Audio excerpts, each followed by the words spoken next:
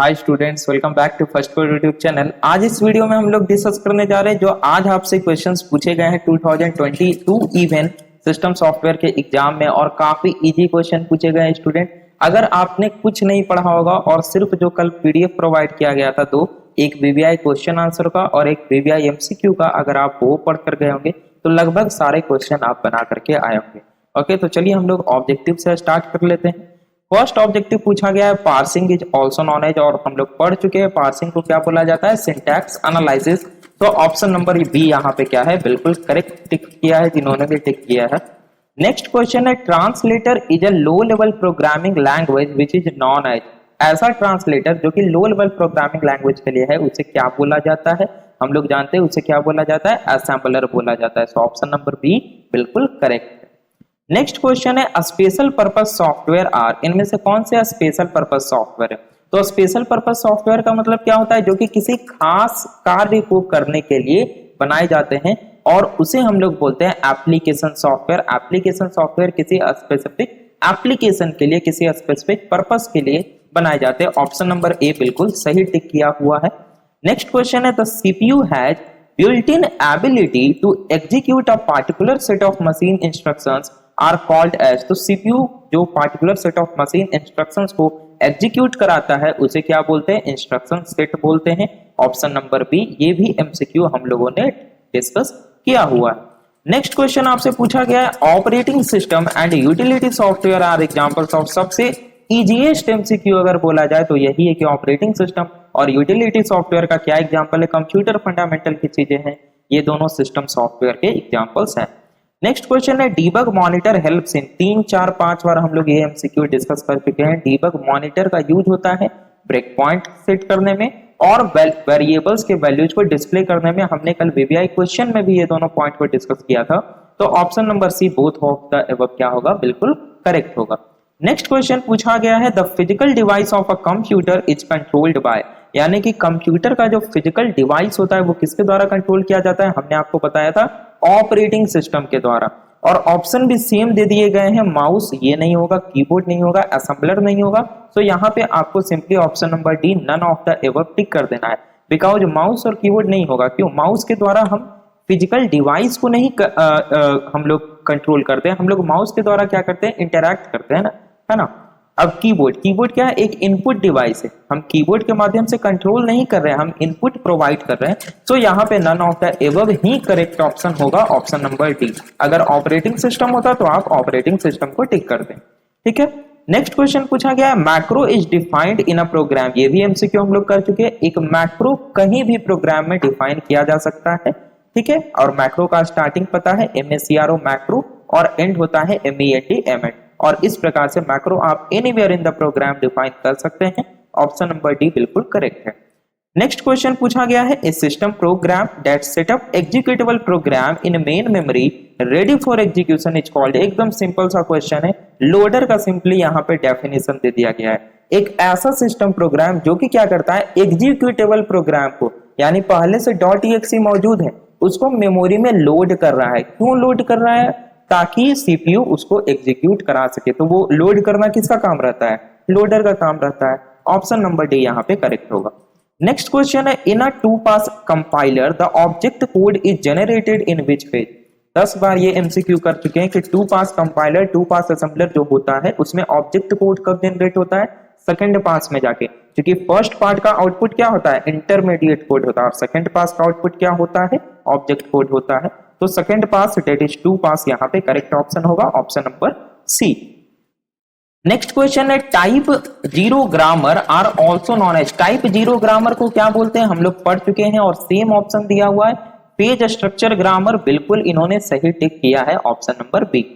Next question पूछा गया है a compiler for a high level language that runs on one machine and produces code for different machine is called. ये भी MCQ हमने कल किया था। ऐसा कंपाइलर जो कि किसी एक मशीन पे एग्जीक्यूट करता है और किसी दूसरे मशीन के लिए क्या करता है, वो कोड को प्रोड्यूस करता है, उसको बोलते हैं cross compiler, that is option number B, बिल्कुल सही टिक किया हुआ है यहाँ पे।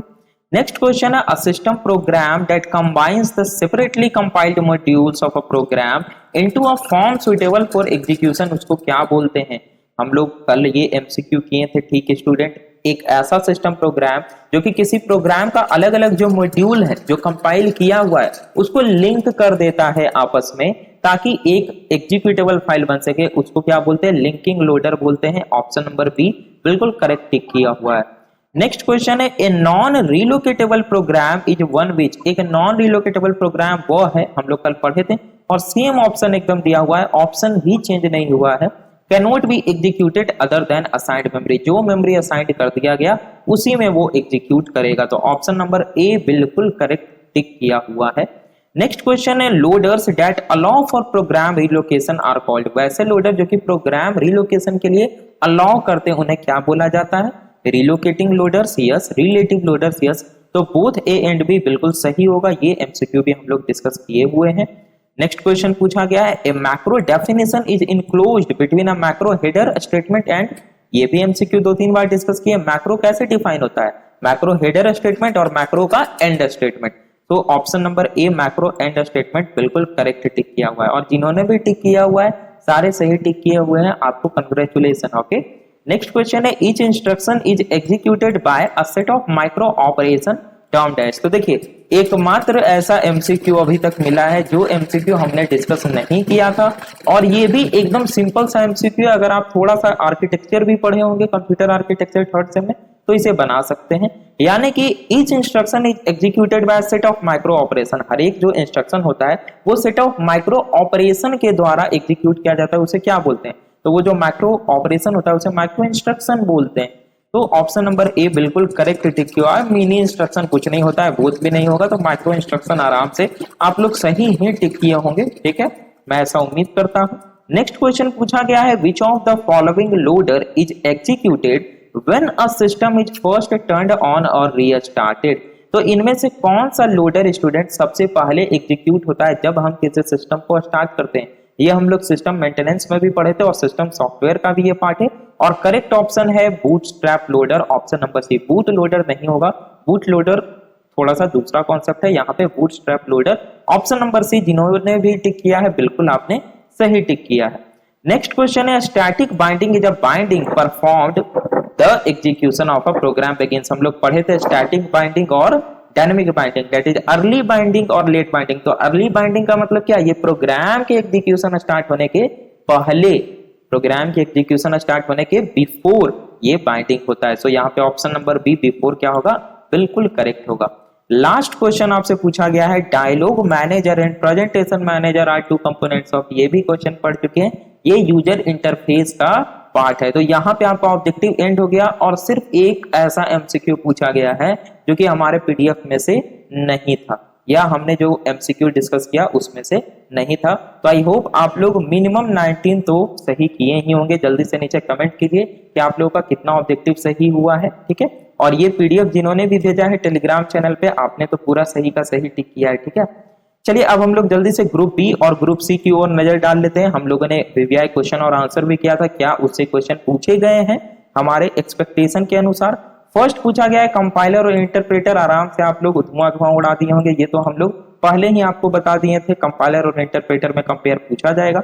अथवा में पूछा गया सिस्टम सॉफ्टवेयर क्या होता है, ये भी हमने आपको बता दिया था। दोनों में से कोई एक, और अधिकतर लोग कंपाइलर और इंटरप्रेटर में डिफरेंस ही लिखे होंगे। ठीक है, नेक्स्ट क्वेश्चन पूछा गया लैंग्वेज प्रोसेसर क्या होता है, उसमें नोट लिखना है। 4 मार्क्स में पूछा गया है, इजीली आप लोग लिख सकते हैं लैंग्वेज प्रोसेसर क्या होता है। आई होप आपने उसके टाइप भी लिख देंगे, लाइक असेंबलर और कंपाइलर और इंटरप्रेटर। अगर आपने ये तीनों भी लिख दिया होगा, थोड़ा सा भी लिखा होगा, तो कंफर्म रहिए आपको 4 मार्क्स मिलने जा रहा है। अथवा में पूछा गया what is the purpose of lex. देखिए ये हमने आपको नहीं पढ़ाया था, थोड़ा सा कॉम्प्लेक्स था इसीलिए छोड़ दिया था। तो आई होप आप लोग ये जरूर लिख लिए होंगे, क्वेश्चन नहीं छोड़े होंगे। नेक्स्ट क्वेश्चन पूछा गया एक्सप्लेन पार्सिंग। पार्सिंग हम लोग डिटेल में पढ़ चुके हैं। सिंटैक्स एनालिसिस मैंने आपको जो पीडीएफ दिया था उसमें लिंक प्रोवाइड कर दिया था। आई होप आप लोग पढ़ के लिख लिए होंगे। अथवा में पूछा गया right A note on interpreter. अगर पार्सिंग नहीं भी लिखे होंगे तो इंटरप्रेटर तो जरूर लिख लिए होंगे, ये तो एकदम आराम से लिखे होंगे, पढ़ चुके हैं हम लोग।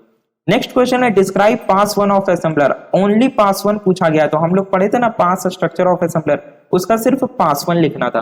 तो पास वन का जो हमने डायग्राम पढ़ा था, जो फ्लो चार्ट हमने बताया था, अगर आप वो फ्लो चार्ट इसमें बना दिए तो कंफर्म रहिए कि 4 मार्क्स आपको इसमें मिलने जा रहा है। एकदम इसमें कहीं भी किसी प्रकार की कटौती नहीं होगी, क्योंकि सिर्फ पास वन पूछा है।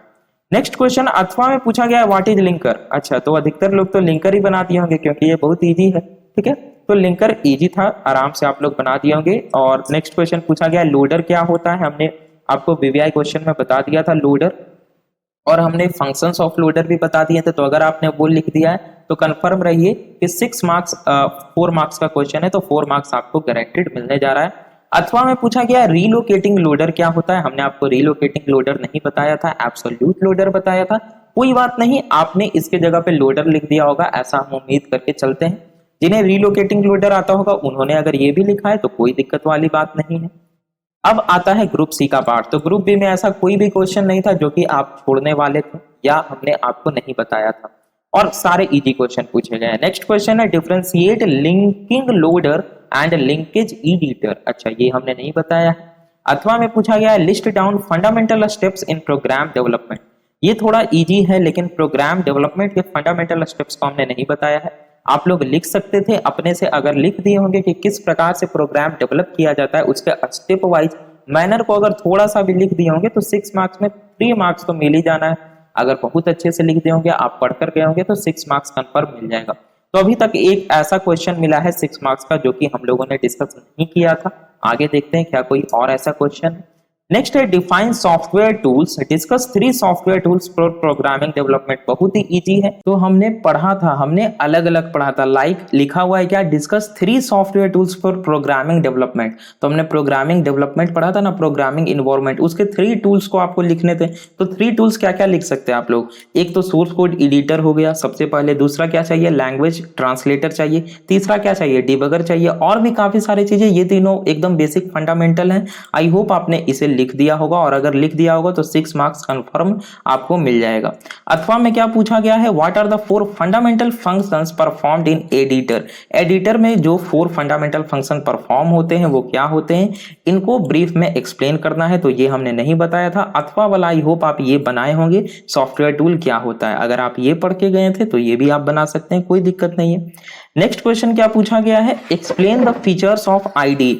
आईडी के फीचर्स को एक्सप्लेन करना है। आईडी को हमने आपको बताया हुआ है, पीडीएफ में प्रोवाइड किया गया था, तो आप लोग लिख दिए होंगे। अथवा में पूछा गया है explain model of computer system in detail. तो आई होप आप लोग मॉडल डिस्कस किए होंगे, आईडी के फीचर को नहीं लिखे होंगे, क्योंकि ये देखिए 6 मार्क्स का क्वेश्चन है। और अगर आप कंप्यूटर सिस्टम के मॉडल को डिस्कस किए होंगे, उसका डायग्राम बना दिए होंगे, तो श्योर आपको 6 मार्क्स में 6 मार्क्स इसमें मिलने जा रहा है। एकदम बेसिक सा कॉन्सेप्ट था मॉडल ऑफ कंप्यूटर सिस्टम, हमने आपको बता दिया था, पीडीएफ में भी प्रोवाइड कर दिया था। नेक्स्ट क्वेश्चन पूछा गया असेंबली लैंग्वेज क्या होता है, उसके 3 बेसिक फैसिलिटीज को लिखने हैं। हम लोग एकदम डिस्कस कर चुके हैं असेंबली लैंग्वेज क्या होता है, उसके एलिमेंट्स, उसके जो बेसिक फैसिलिटीज, एडवांटेज, डिसएडवांटेज आप लोग इजीली लिख दिए होंगे कि क्या होता है। ओके, अथवा में पूछा गया है explain various phases of compiler and their function.